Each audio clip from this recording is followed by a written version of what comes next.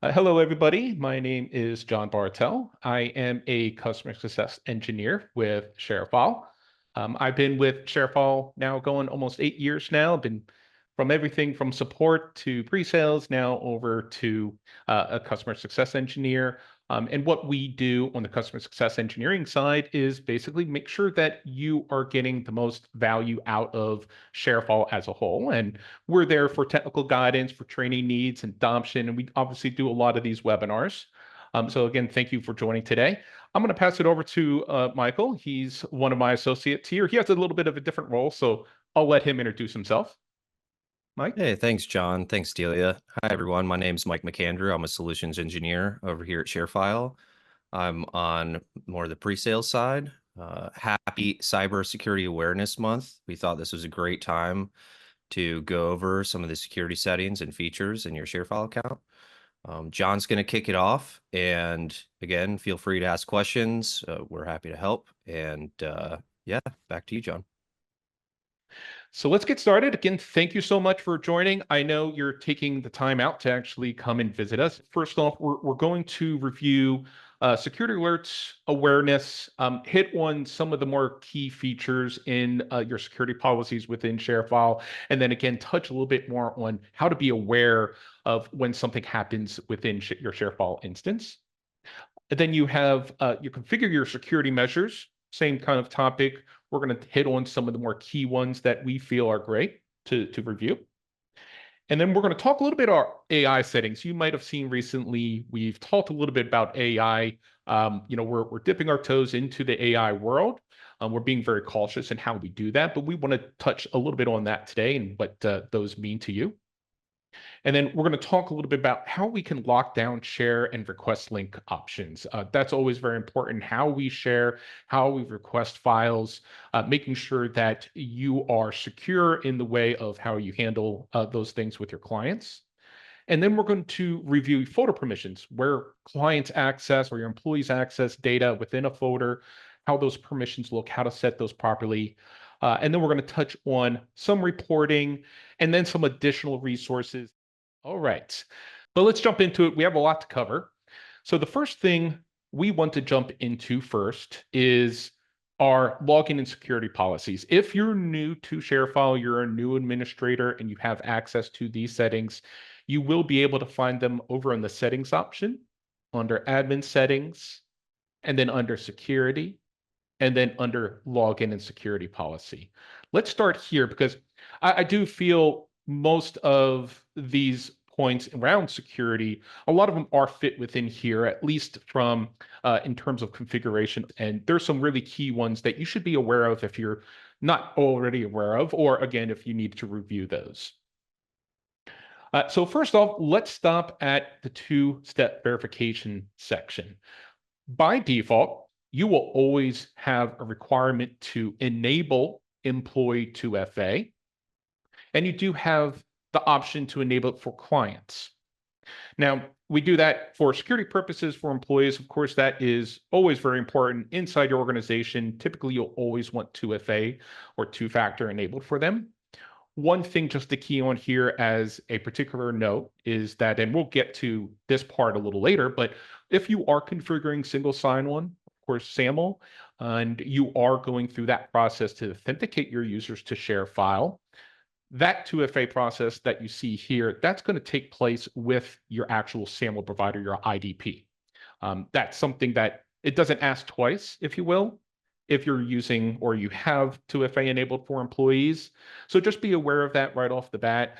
But the security part of this is if you didn't have single sign-on already enabled and you were just using the direct ShareFile account, at least you already have 2FA enabled. So you already have that little extra layer of security when we're talking about authentication. But when we talk about client users, just be aware of who you deal with in terms of your clients. Depending on the situation, how they actually interact with you, you may want to enable this. Some clients would say that they need to have 2FA required based on their organization when they're interacting with you as a third party. But also, obviously, we see this as a good stance in terms of security because, again, that's also protecting your clients and assuring that their account is safe. client users aren't enabled by default. So if that is something you would like, you enable that. That is particularly for all clients. It isn't configurable per client user. Perhaps that might be something down the road we implement, but this would entail all clients would have to have 2FA. And if you're thinking, hey, what if I already have clients onboarded? That's fine. The next time, if you do enable this and the client logs in, they would be forced to enable 2FA and go through that process to sign up for 2FA. So that's always a good step to start out with, 2FA. It's always very important. I'm going to skip auto remediation. I'm going to come back to that because that comes around where our awareness or security alerts kind of come into play. Let's jump down over to account lockout configuration. So a couple of things here is that, as you can see, I can have a user locked out after so many failed attempts. And also users will be locked out for this period of time. So these are both configurable to what you want. And I would abide to say that this is really good to assure that it's aligning to other applications that you have within your organization. So if there's something within your organization that you have to meet compliance with, you should match whatever you have set already with other applications that have been successful. Down below here, you have terms and conditions and IP restrictions. Right off the bat, you'll notice there's really nothing to configure here. So first off, we do have a terms and conditions. That is the ability for a pop-up to come in after you authenticate to show the user your EULA, or if you have particular terms and conditions that they have to actually click to accept. That is something we can provide. That is something you wouldn't be able to actually set yourselves. You can reach out to support, and I'll give you that resource link at the end to actually get that set up. And we'll also talk about, also like myself, a customer success engineer could help set that up for you as well. A couple different avenues in terms of setting that up. Then we have IP restrictions. Just as it sounds, we have the ability to restrict who can access your ShareFile instance based on their IP address that the source of the data is coming from. So for instance, if you wanted to lock it down so only your employees can access your ShareFile instance when they're within the corporate network, if you just provide us your actual IP range from where the source is coming from, we'll be able to block that so that only employees can access it while they're in the corporate network. So this is definitely something that not everyone achieves or does, but certainly if it is very much of a lockdown situation where you're very particular on how your employees access certain services that you provide to them, this is something to consider. And again, as you can see, this is a support related option here. You can't set them here, but you can certainly open up a case and we would easily be able to enable that for you on the back end with the IP addresses you provide to us. Down below here, you have your authentication piece. So this is how we control how user sessions remain when somebody logs in. The first one that you have at the top here, this is how long this user can have a web session. So just like I have a web session here today, I logged in. As you can see, I just have it for demo purposes. I have it set to 16 hours. So if somebody does log in and they remain inactive after this period of time, it will log them out of the session automatically. So again, this is all for your web-based actual sessions. And then below here, these are all for your application sessions. So we do have something of a desktop application. We have an Outlook plugin and a couple other ones that need a session to, of course, gain access to your ShareFile instance. So for more user experience friendly, right, we can say to never have to re-authenticate. So when they come in the morning, they open the computer, the application they're connecting to on their desktop will never time out unless they forcefully log themselves out or you go through some other process to log them out. But this is always something good to consider because if I set this to 1 day, this would force them to log out of the applications and basically re-authenticate with their user again. So again, something to consider if you have other applications that they're used to re-logging in based on your company's compliance and of course, security needs, that is something to consider.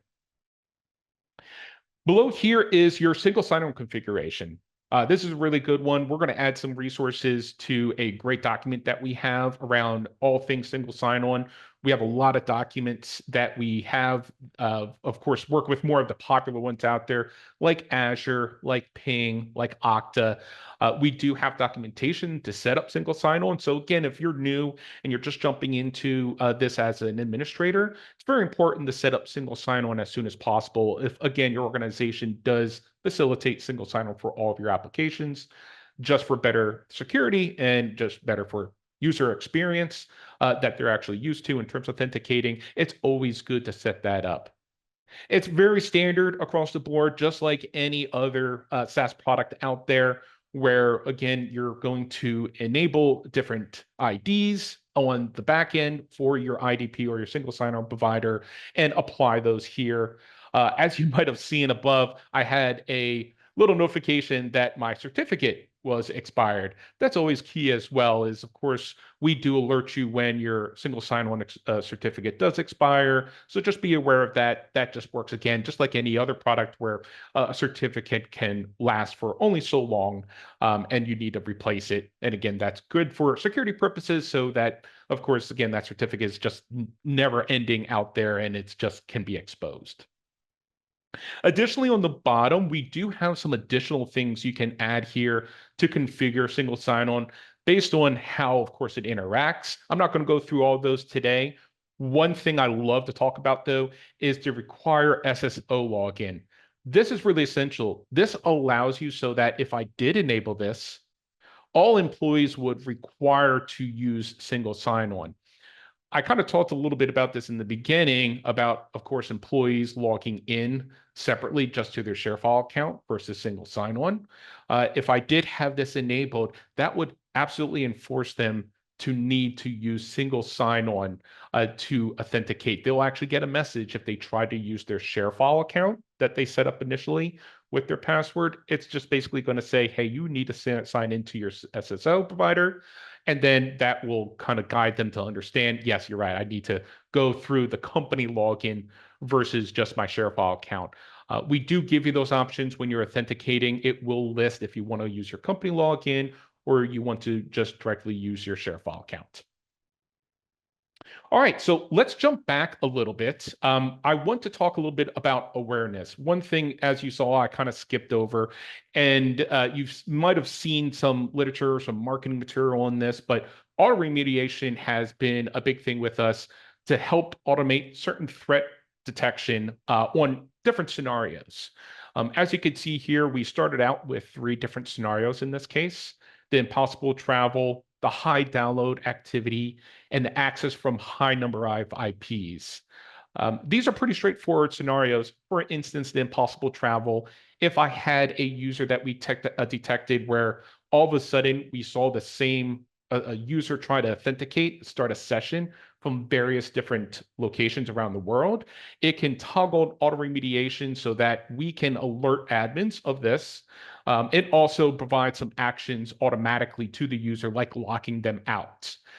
These are really essential. Again, if you're an administrator that may not be in ShareFile all the time, this is a great way just to be notified if there was any potential threat to these.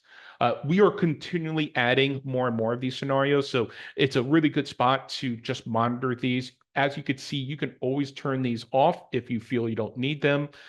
By default, they are enabled, as we do feel, again, having these in place are really essential to be aware of these things, again, if you're just not in it all the time. Also, on the other end, we do have things like security alerts.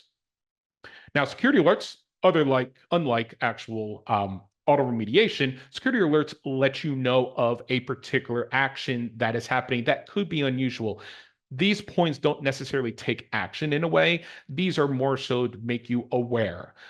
These may not just be, things that happen that may be malicious, but they want to be sure that you are aware of what is occurring.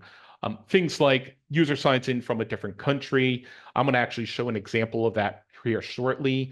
Or also a suspicious file is uploaded to a folder, as we do scan all files that are going into your instance for any kind of malicious files. We do have, as you can see down here, quarantine section, which I'll jump to in a little bit here, but you will also get an email if you're an administrator here. As you can see, we have 3 different pillars.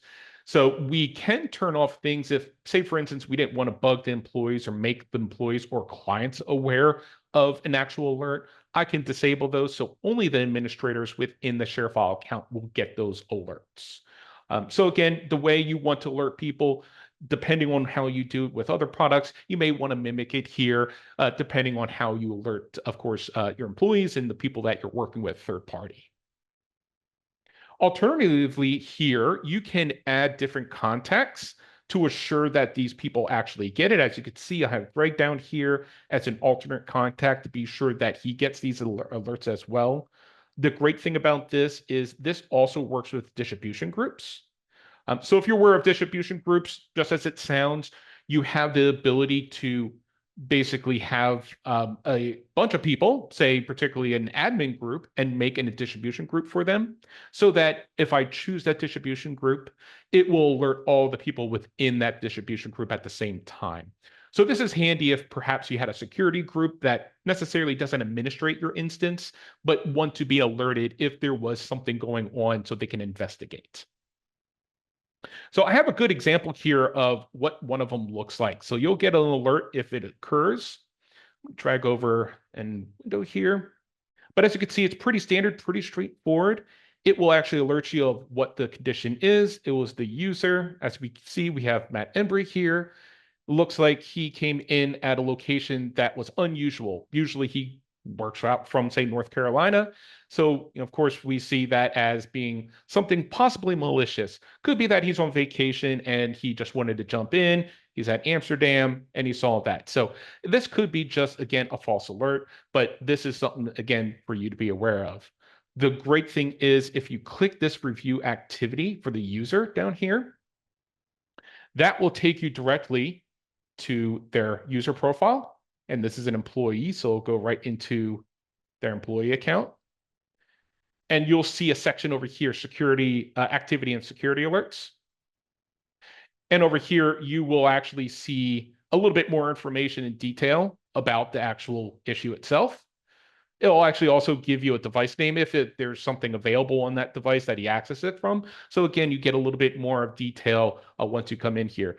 The great thing about this also is, okay, great. I see them access it, but I want to look what they actually did.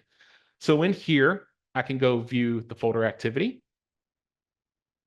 And this will actually showcase what was actually happening with at the time of what occurred. As you can see, it loaded up his personal folder, and there was two things that came up when he accessed it at the time. So this will load all the different files he had access to and what they actually did.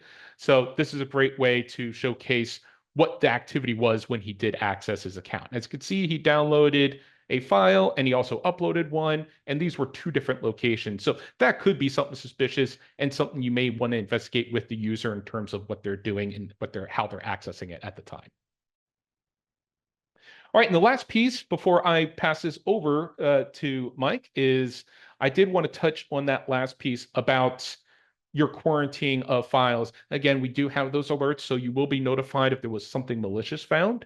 So if there was something that was alerted to you, again, that link will take you directly into the quarantine file section here. And anything that was scanned and thought of being malicious will be listed. So you can actually take an approach of downloading it, if you will. If you think, yeah, this is definitely malicious right off the bat, you can delete it. Or if you think it could be a false positive, you can restore it from here to the location where it originated or went up to. Yes. Yeah, I think that is actually a very good point. But device security within here, this is a great place to help solidify when users are accessing our app and to access ShareFile in general.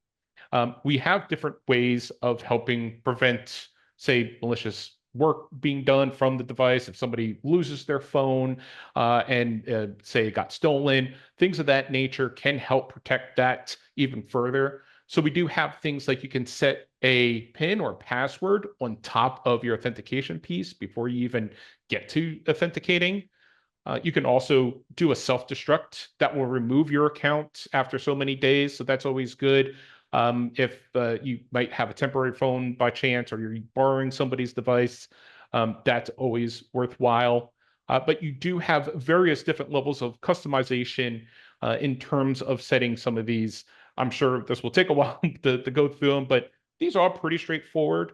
You have the ability to look at the tooltips on the right-hand side there, like the enable automatic login. This is always a good one, so that if I had that enabled, it would remember my account and would automatically log me in when I already did.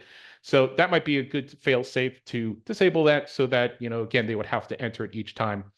These are all up to your discretion, definitely based on your organization. But these are worthwhile to check out, especially if you have people on the go and they're using mobile devices. I think that's worthwhile to take a look at that.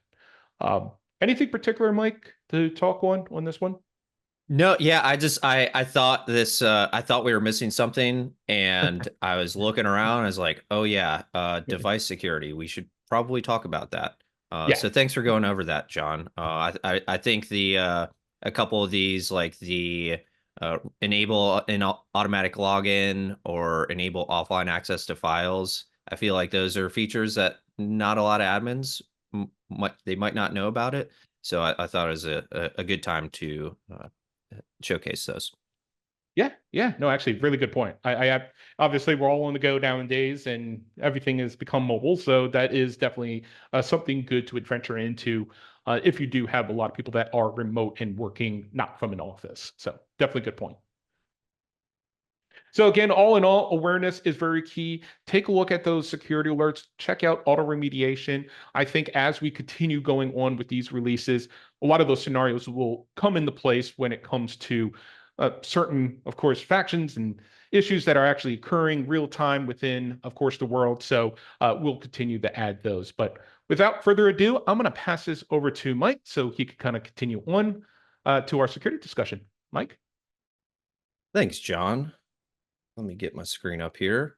Okay, so the next thing we're going to talk about are file settings. So from the web application, you'll go to settings, admin settings, and then under advanced preferences, you'll go to file settings. Now, from here, you're going to be able to set the available permissions for how users on your ShareFile account share files and how they request files. Now, these are pretty self-explanatory. Sometimes you might have a need to allow users to simply enter their name and email to get a file, or maybe not even that. You just want to have a secure method of transferring that file, and you might just want to put it on your website or something for people to be able to get to. You might want to keep this. If you want to lock it down a little more, you have these other options available. For the default settings, by default, it will set it to client employee users after signing in. But if you have a need to change this default, or you don't like that default, this is where you would change that. And then you also have your default permissions for the Outlook client. You can also prevent users from changing those default settings within Outlook. And then here you have a maximum access expiration period. So if you don't want these share links to be valid for longer than a certain period of time, you can edit that right here. The request settings, very similar. They're almost identical. So, if you're requesting a lot of files, but you want to lock that down a little bit, you come in here to the request settings and set those. Moving further down, we have our default retention policy. This will be the retention policy for the entire account.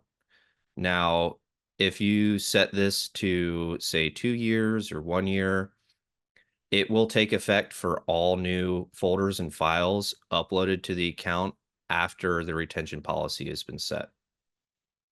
Folders and files that have been added to the account before this retention policy has been set will follow the former retention policy. Another thing to note here, within folders, you can also set a retention policy.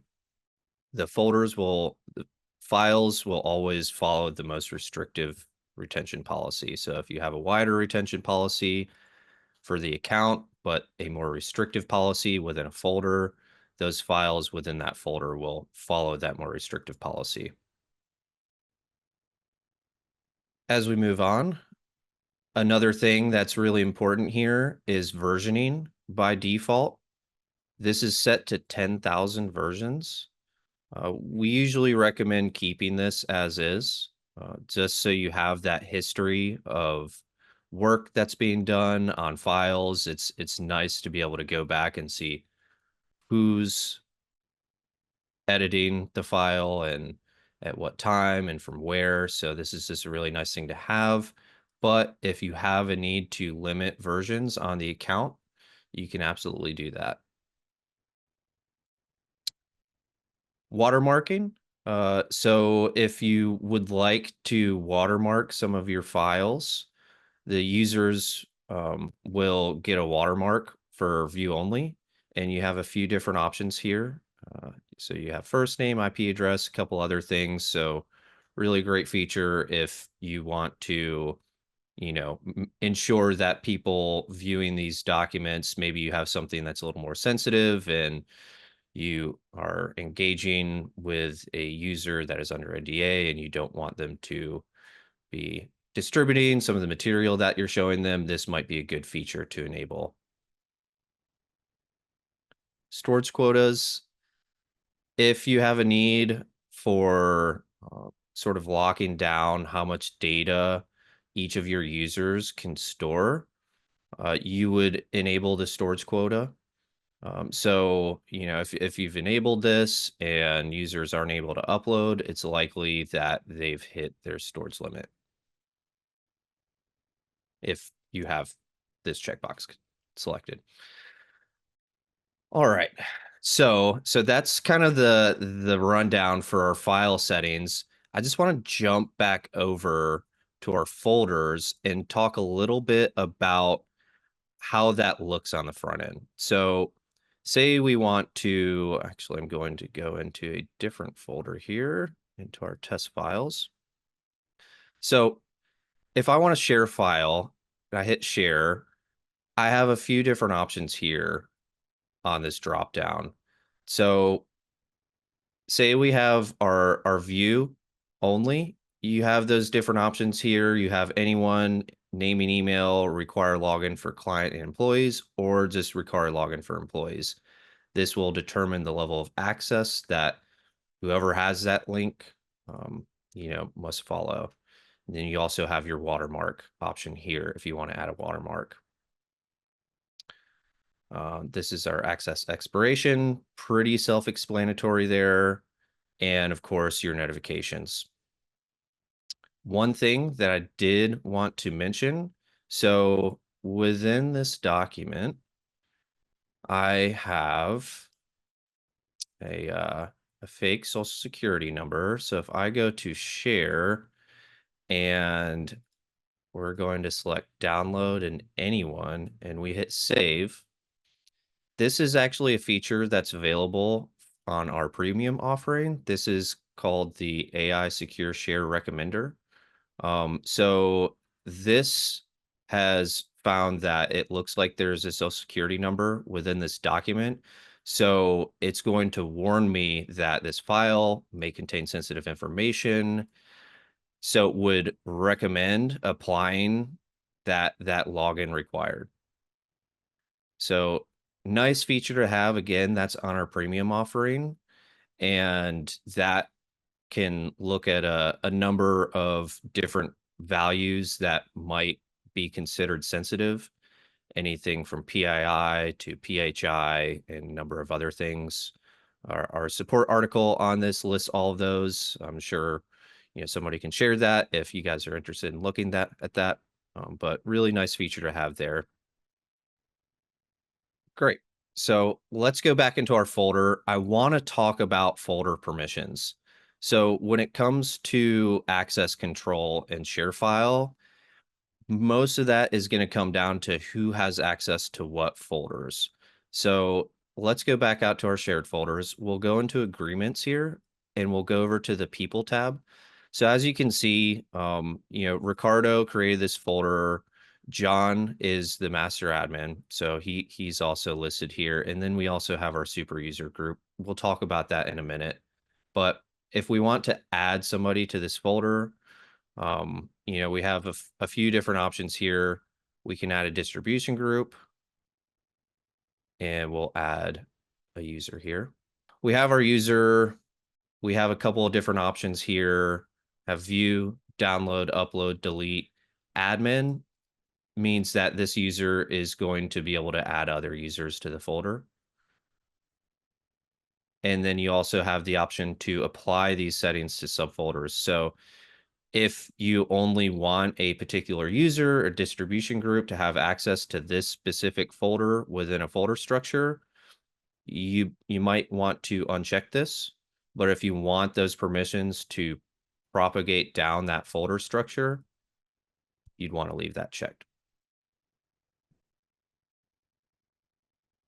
So really important to understand who has access to your data and what level of permissions that they have. And this is where you're going to look at that. If a user does not have upload permissions, they cannot create a folder. If they have upload permissions, they can create subfolders within the folder that they've been added to. Another thing to note here, we do have a setting.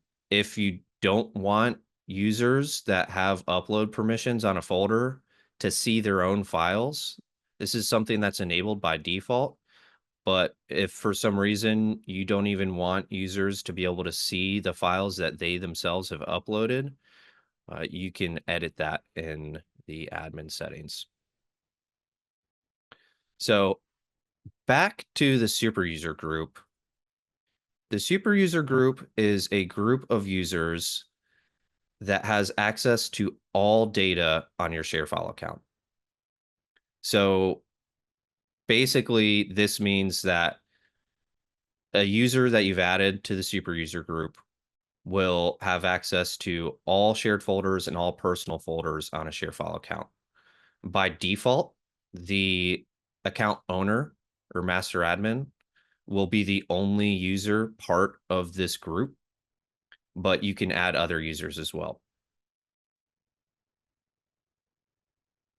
Now, there is something that comes up a lot when we talk about the super user group, and that's sort of the difference between, well, what's the difference between a super user and like an admin on ShareFile.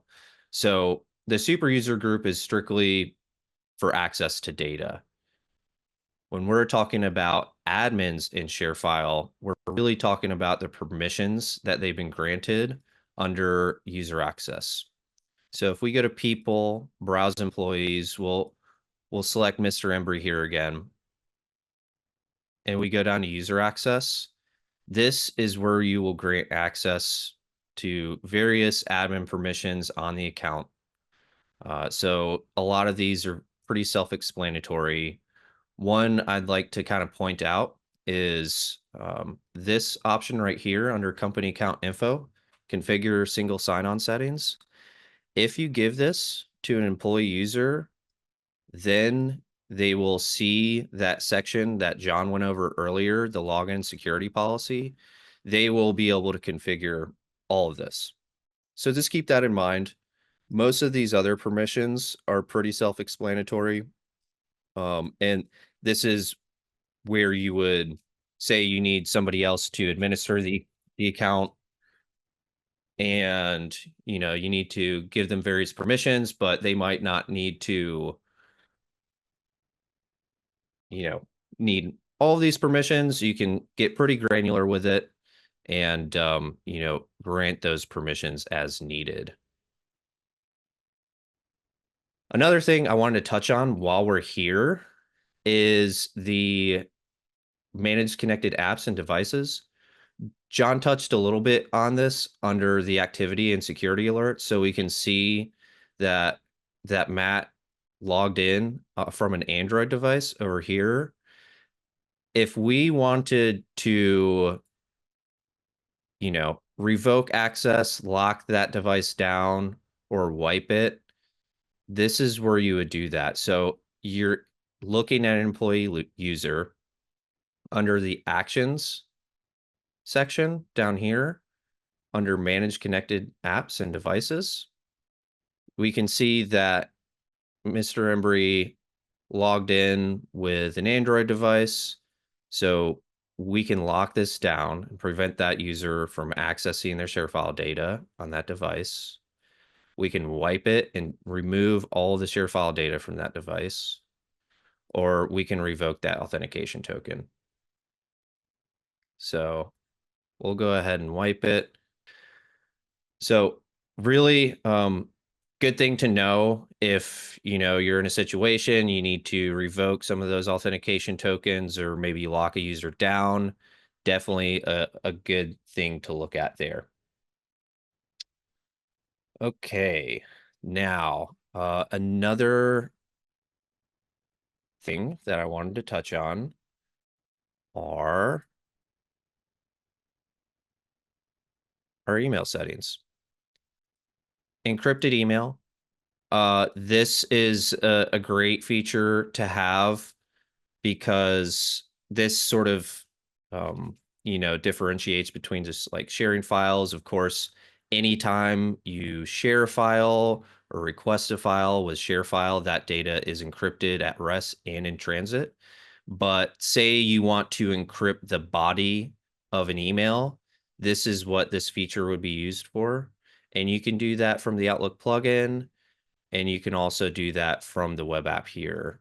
So if we go to compose from our inbox, we can see that the email is encrypted, and that's going to encrypt the body of the message.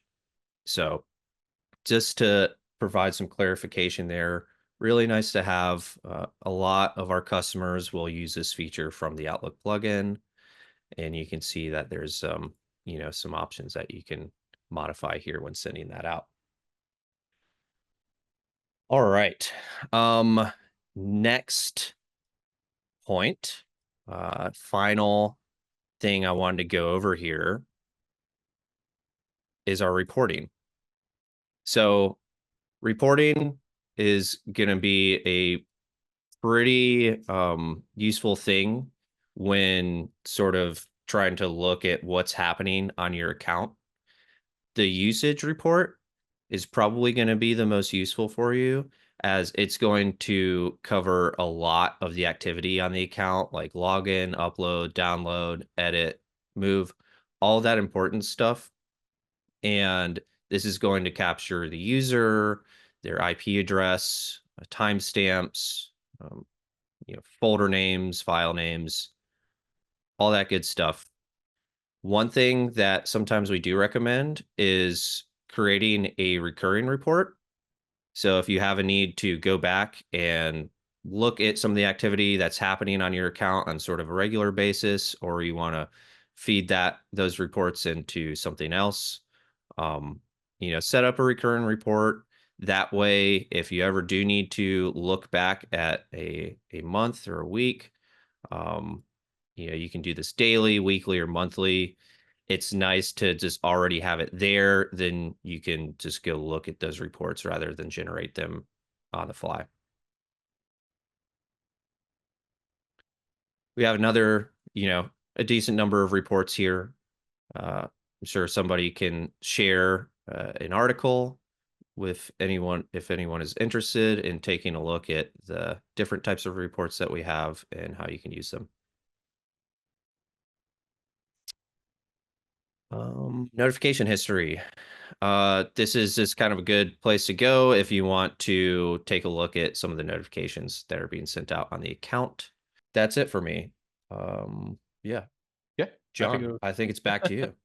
Yeah, no, really good points. Really, really good Great. points I think we went through. So I'm going to finish up here and share my screen just to talk about a couple other things and other resources that we can access here. We didn't talk a lot about this on today's webinar, but compliances. Compliances are usually very big, of course, when you're dealing with keeping data somewhere.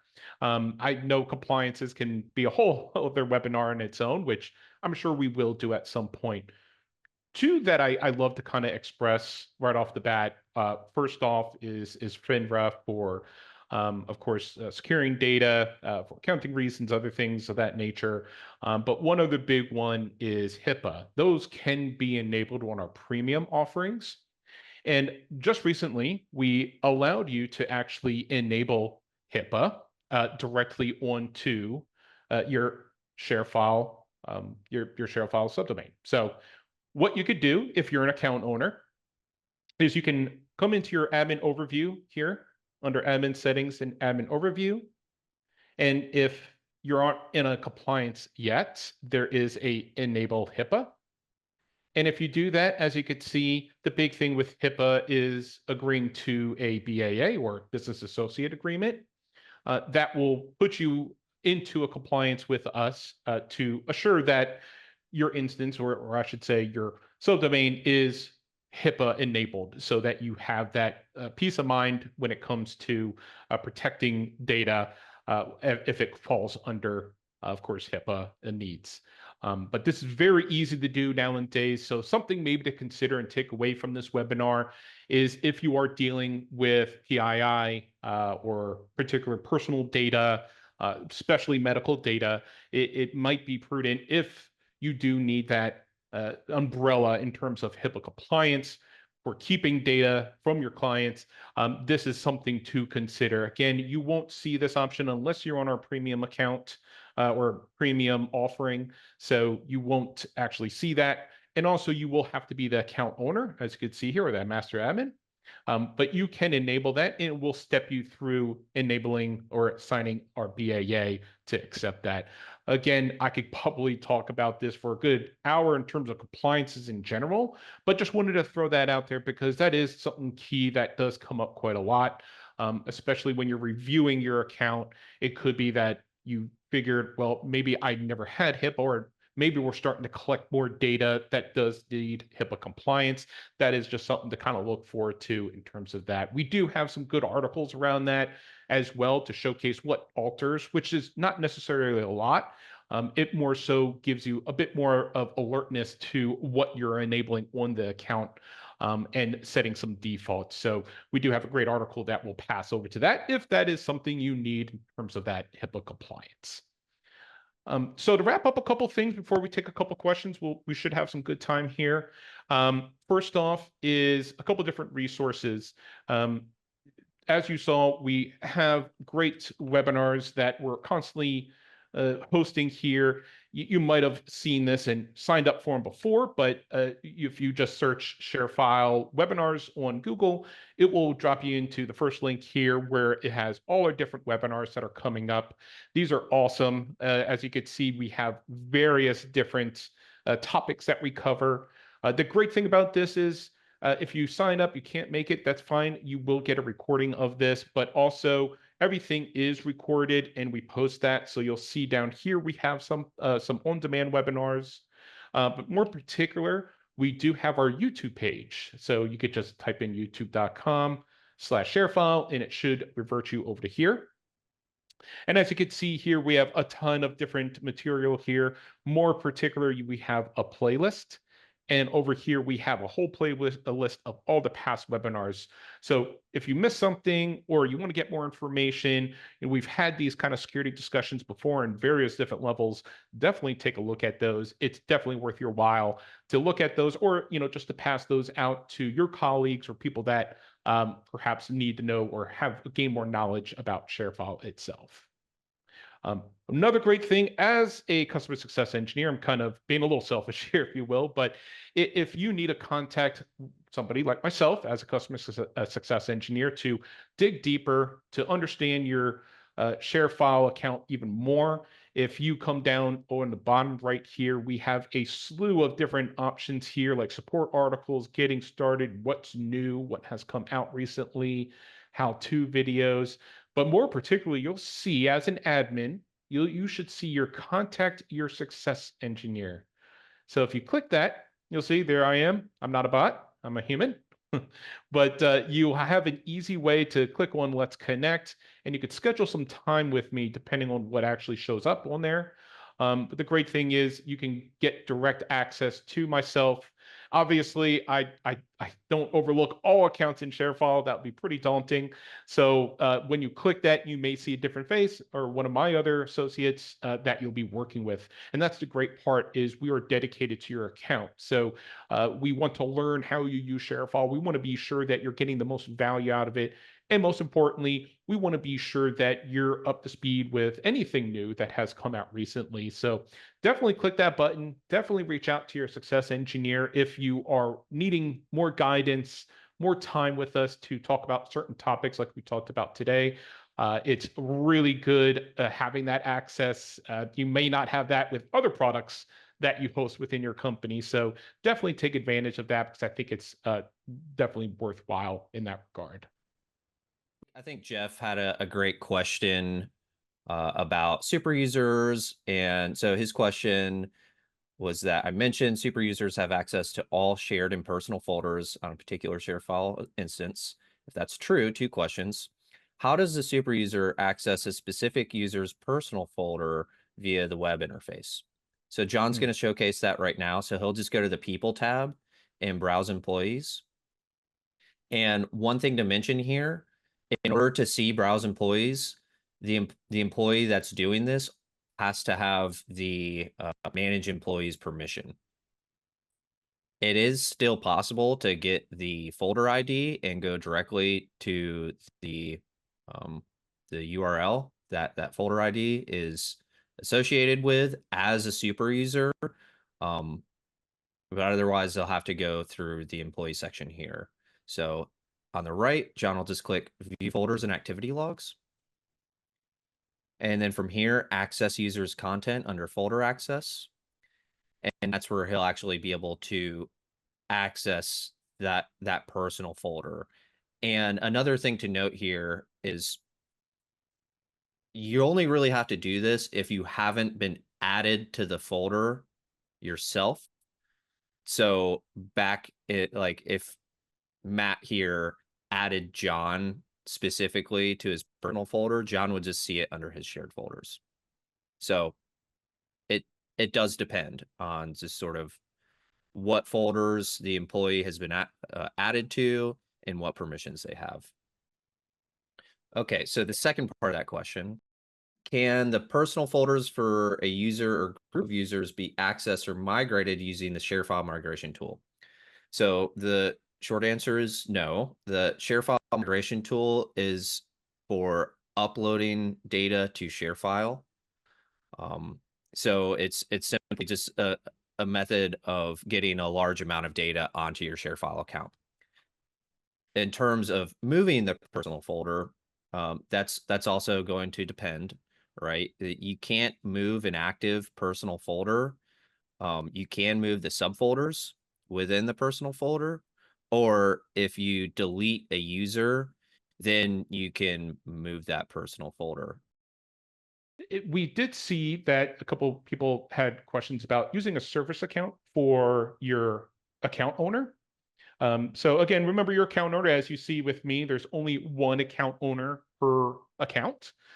So that can't be kind of distributed across. The account owner does have particular certain access to certain things, but overall, most of what another administrator can do could be achieved through user permissions.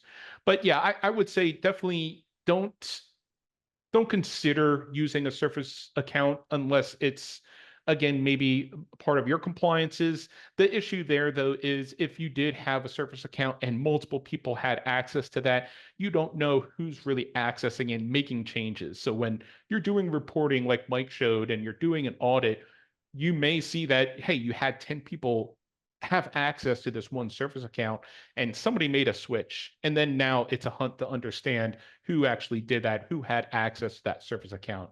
So I think that's one big step is to be sure that you actually have a person behind that account owner, somebody that is going to be monitoring ShareFile, who is going to take a say a point of management. They might not be in there all the time, but it's definitely, you need to have that account owner as somebody that is active in your organization and certainly has in mind about security, just like we're talking about today, because again, that is who can help dictate a lot of these options that we went over today. So I know that was a pretty good one that somebody asked within chat there. Yeah, great points, John. Having a named account for each of your users is very important, not only just for um, auditing purposes and accountability purposes, but also sharing of accounts is against our terms of service. So Yeah. Yes, something absolutely. to keep in mind there. I think, one other thing I think we skipped, Mike. I think we're just kind of running against time, but I did see somebody else have a good question about how they could prevent certain file types from being shared. I think that comes up quite often. And for an example, say we didn't want anyone to share executables or a .exe file, right?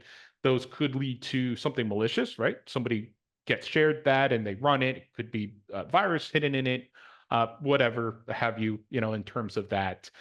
We don't have anything built in directly into the cloud. We do have something called data loss prevention. You might be familiar with the acronym DLP. With our data loss prevention, you can help prevent things based on how they're scanned.